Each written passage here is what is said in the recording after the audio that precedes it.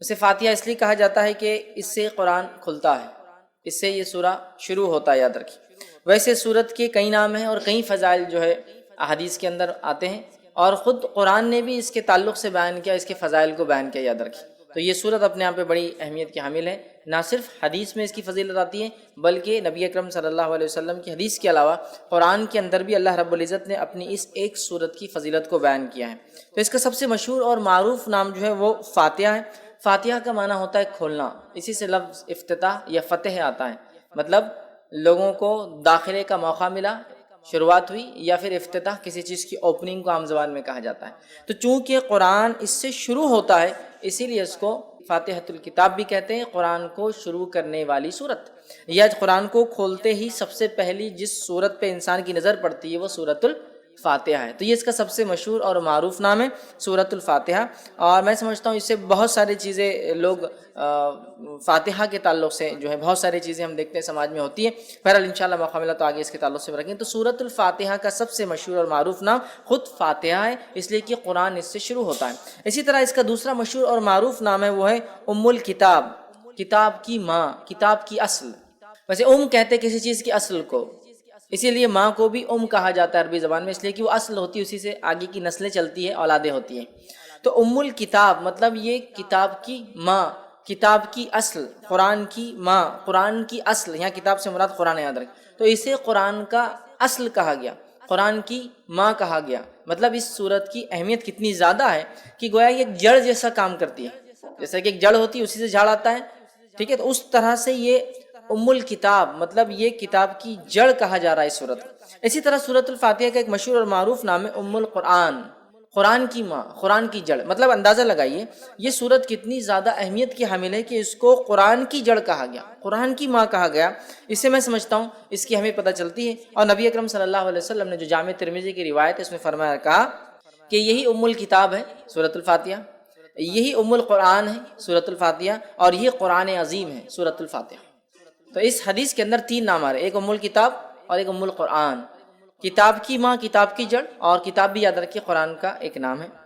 دوسرا کہا جا رہا ہے حدیث کے اندر کہ ام القرآن، قرآن کی ماں، مطلب قرآن ہم سمجھتے ہیں اس کی اہمیت کیا، تو قرآن کی اصل کہا جا رہا ہے سورہ فاتحہ، مطلب قرآن کی جڑ کہا جا رہا ہے، قرآن کی اصل کہا جا رہا ہے سورۃ الفاتحہ کو۔ اور میں سمجھتا ہوں یہی اس کی فضیلت، اس کی اہمیت جاننے کے لیے کافی ہے کہ اس کو قرآن کی اصل کہا جا رہا ہے۔ اسی طرح چوتھا اس کا مشہور و معروف نام ہے وہ ہے قرآن عظیم، قرآن عظیم، یاد رکھیے قرآن عظیم مطلب بڑا قرآن۔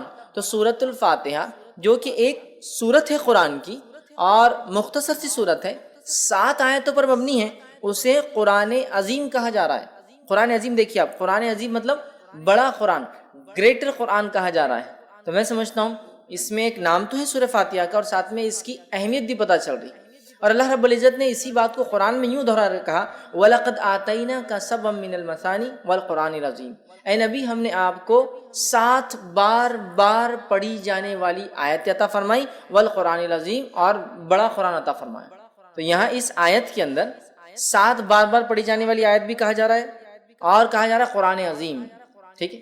قرآن خود قرآن عظیم مطلب سورۃ الفاتحہ یہ بڑی عظمت والی سورت ہے، یہ بڑی اہمیت والی سورت ہے کہ اسے ام الکتاب کہا گیا، ام القرآن کہا گیا، قرآن عظیم کہا گیا، بڑا قرآن کہا جا رہا ہے۔ اسی طرح اس کا ایک مشہور اور معروف نام ہے وہ یہ ہے کہ سبع مثانی، سبع مثانی، سبع مثانی کا معنی 7 بار پڑھی جانے والی آیتیں۔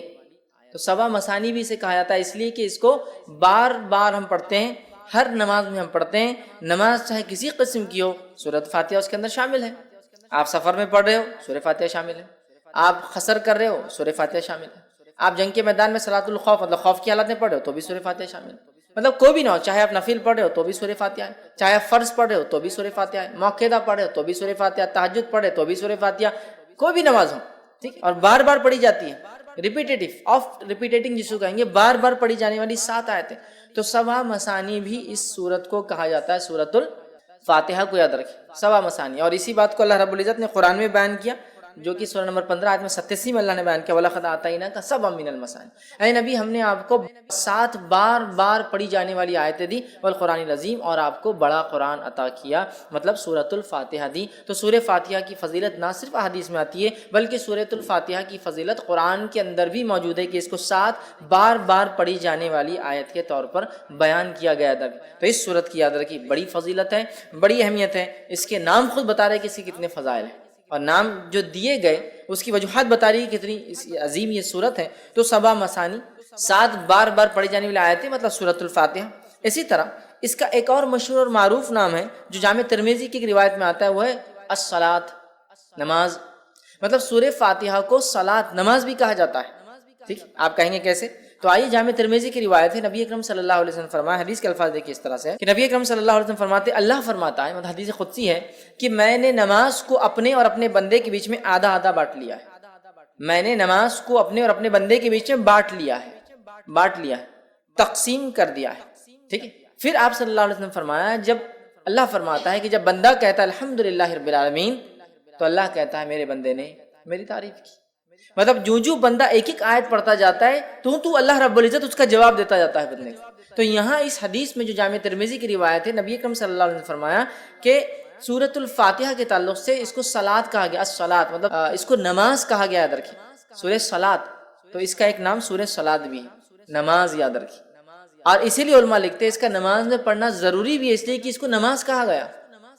مطلب اگر کوئی نماز میں اس کو نہ پڑھے تو اس کی نماز نہیں ہوگی، جو آپ صلی اللہ علیہ وسلم حدیث میں بیان کرتے ہو۔ اسی لیے کہا جا رہا ہے کہ اس کو نماز کہا جا رہا ہے کہ میں نے نماز کو، صلاۃ کو اپنے اور اپنے بندے کے بیچ میں بانٹ لیا ہے۔ جب میرا بندہ کہتا ہے الحمدللہ رب العالمین، تو اللہ رب العزت جواب دیتا ہے کہ میرے بندے نے میری تعریف کی۔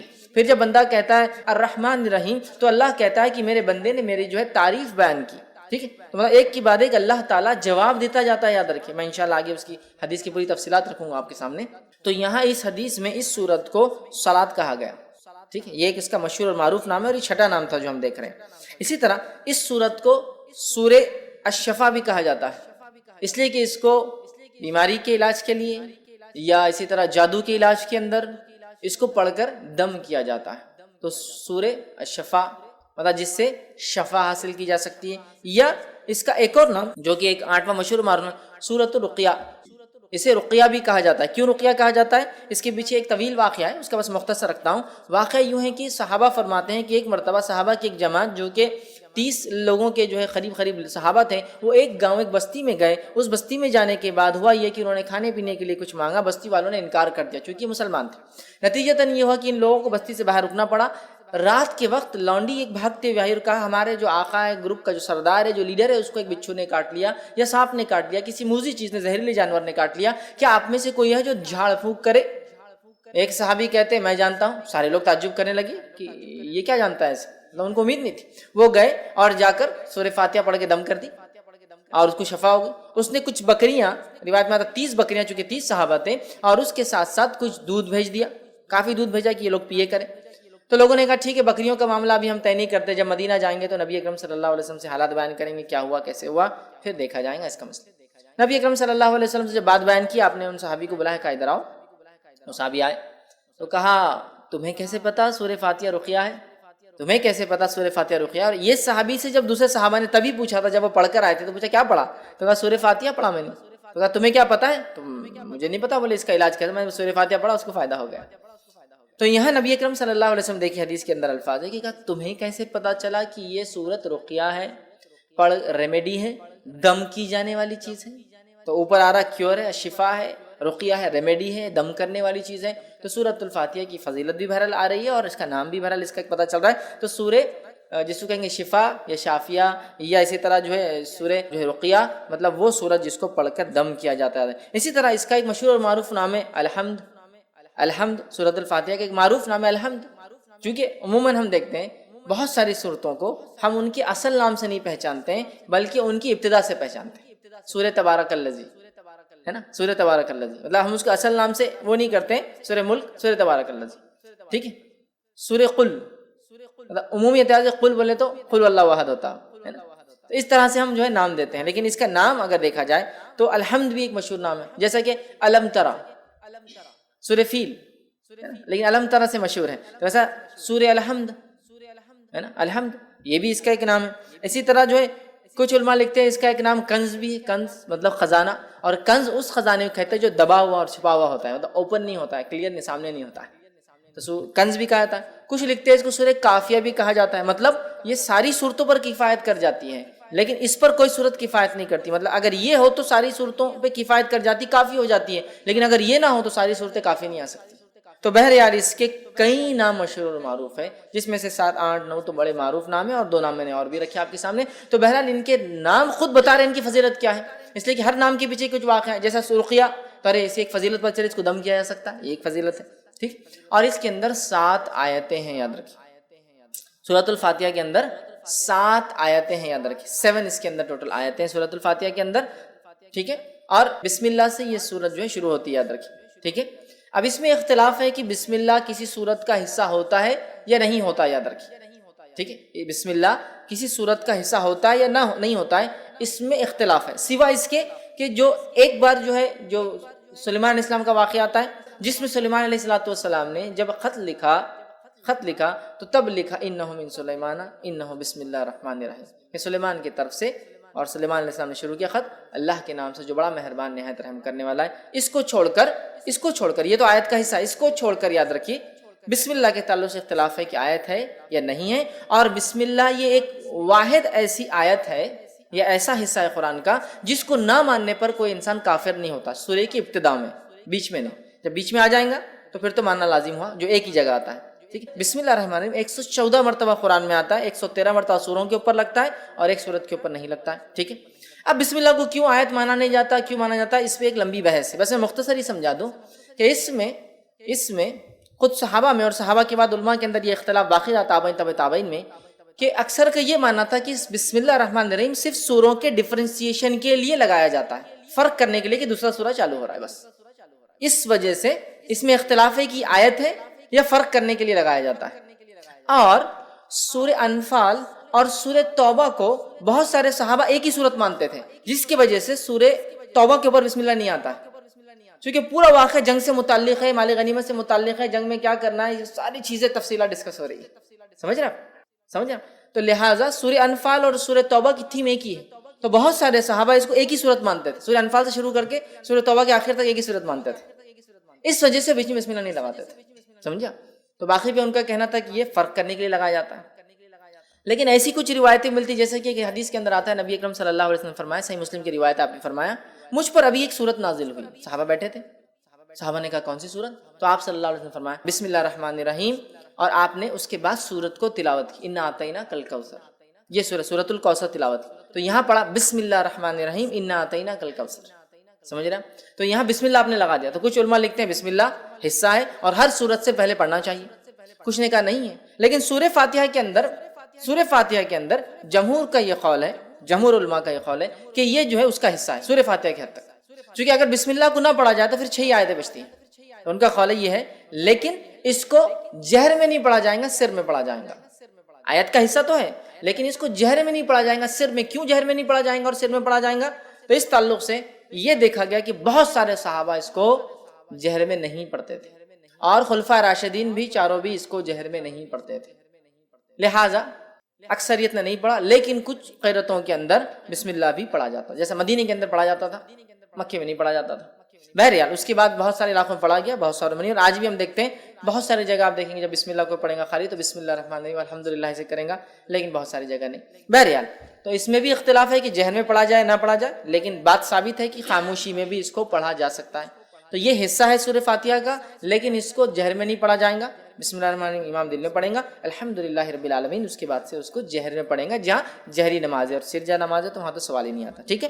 تو اس کے اندر 7 آیتیں ہیں، اور اس کی دلیل سورہ نمبر 15 آیت نمبر 87، جس میں اللہ رب العزت نے فرمایا وَلَقَدْ آتَيْنَاكَ سَبْعًا مِنَ الْمَثَانِي وَالْقُرْآنِ الْعَظِيمِ، اے نبی ہم نے آپ کو 7 بار پڑھی جانے والی آیتیں اور بڑا قرآن عطا فرمایا، اور اس سے مراد سورۃ الفاتحہ، چونکہ بہت ساری حدیثیں اس پہ دلیل ہے کہ سبع من المثانی وہی ہے جو سورہ فاتحہ ہے، آگے انشاءاللہ میں اس بات کو رکھوں گا، ٹھیک۔ تو اس میں ٹوٹل 7 آیتیں سورۃ الفاتحہ کے اندر، ٹھیک ہے، اور اس کو بار بار پڑھا جاتا ہے، 7 بار پڑھی جانے والی آیتیں، اور ہم جانتے ہیں کہ کوئی نماز اس کے بغیر مکمل نہیں ہوتی ہے، چاہے انسان کسی بھی قسم کی نماز پڑھا ہو، سفر میں ہو یا شہر میں ہو، اپنے علاقے میں ہو، چاہے وہ نماز فرض ہو، سنت ہو، نفل ہو یا کسی بھی قسم کی نماز ہو، ساری نمازوں کے اندر سورۃ الفاتحہ پڑھی جاتی ہے، یاد رکھیے اس چیز کو، ٹھیک ہے۔ تو اس کے اندر 7 آیتیں ہیں۔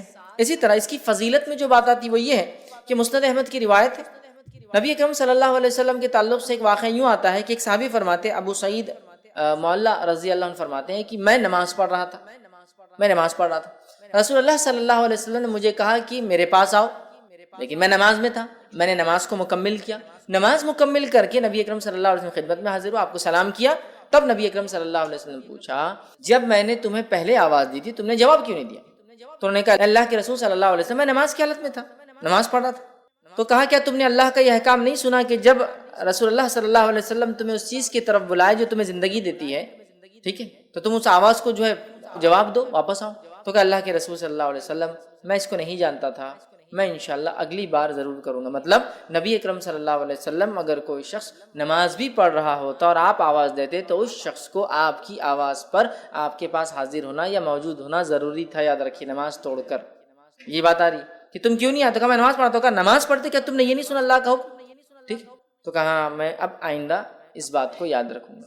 تو کہا میں تمہیں اس مسجد سے نکلنے سے پہلے جو ہے قرآن کی سب سے بڑی سورت سکھاؤں، اس مسجد سے نکلنے سے پہلے قرآن کی سب سے بڑی سورت سکھاؤں۔ اور آپ صلی اللہ علیہ وسلم بات کرتے کرتے آگے جا رہے تھے اور صحابی کہنے لگے مجھے ڈر لگنے لگا کہ اللہ کے رسول صلی اللہ علیہ وسلم مسجد سے باہر نکل جائیں گے اور میرے کو سورت تو نہیں سکھائی سب سے بڑی۔ تو فوراً جب مسجد کے دروازے پر آئے کہ اب نکل جائیں گے، مطلب اس کے اینڈ پر آئے، تو کہا اللہ کے رسول صلی اللہ علیہ وسلم آپ نے کہا مجھے آپ قرآن کی سب سے بڑی سورت سکھائیں گے۔ کہا آپ نے بتائیں؟ تب نبی اکرم صلی اللہ علیہ وسلم نے کہا الحمدللہ رب العالمین، یہ قرآن کی سب سے بڑی سورت ہے، الحمدللہ رب العالمین یہ قرآن کی سب سے بڑی سورت ہے، ٹھیک ہے۔ اور پھر کہا یہی جو ہے 7 مثانی ہے، 7 بار بار پڑھی جانے والی آیت، یہی ام القرآن ہے اور یہی قرآن عظیم ہے۔ یہ 7 بار بار پڑھی جانے والی آیتیں، یہی بڑا قرآن ہے اور یہی قرآن کی اصل ہے، جڑ ہے، ماں ہے۔ سب سے بڑی سورت کا قرآن کس کو؟ سورۃ الفاتحہ کو۔ اس کا نمبر 1 ہونا خود اپنے آپ میں دلیل ہے کہ اس کی کتنی اہمیت ہے سورۃ الفاتحہ کی۔ آئیے دوسرا واقعہ لیتے ہیں، یہ جامع ترمذی کی روایت ہے۔ ابی بن کعب رضی اللہ عنہ جو ہے نماز پڑھ رہے تھے، نبی اکرم صلی اللہ علیہ وسلم نے آواز دی تو انہوں نے جواب نہیں دیا چونکہ نماز پڑھ رہے تھے۔ نبی اکرم صلی اللہ علیہ وسلم دوسری بار آواز دی تو انہوں نے جلدی نماز پڑھنا شروع، اسپیڈلی ایک دم تیزی سے، اور جلدی سے سلام پھیرا، نماز جلدی پڑھ کر اور گئے اور سلام کیا اور کہا اللہ کے رسول صلی اللہ علیہ وسلم میں نماز پڑھا۔ تو کہا جب میں نے تمہیں آواز دی تو تم نے مجھے جواب کیوں نہیں دیا، آئی کیوں نہیں؟ تو کہا اللہ کے رسول صلی اللہ علیہ وسلم میں نماز میں تھا۔ تو کہا تم نے کیا اللہ کا یہ احکام نہیں سنا کہ جب اللہ کے رسول تمہیں اس چیز کی طرف بلائے جو تمہیں زندگی دیتی ہے، یہ آیت نہیں سنی؟ تو کہا سنی۔ تو کہا انشاءاللہ میں آئندہ یاد رکھوں گا اور آپ کی آواز آتے ہی میں آ جاؤں گا، ٹھیک۔ پھر اس کے بعد نبی اکرم صلی اللہ علیہ وسلم نے ان سے کہا کہ میں تمہیں ایک ایسی سورت سکھاؤں گا آج مسجد سے نکلنے سے پہلے، جو سورت اس سے پہلے نہ توریت میں نازل ہوئی، نہ زبور میں نازل ہوئی، نہ انجیل میں نازل ہوئی، نہ فرقان میں نازل ہوئی، 4 کتابوں کے نام لیا، نہ فرقان میں نازل۔ تو یہ بڑے خوش ہو گئے، کہا بالکل سکھائیے۔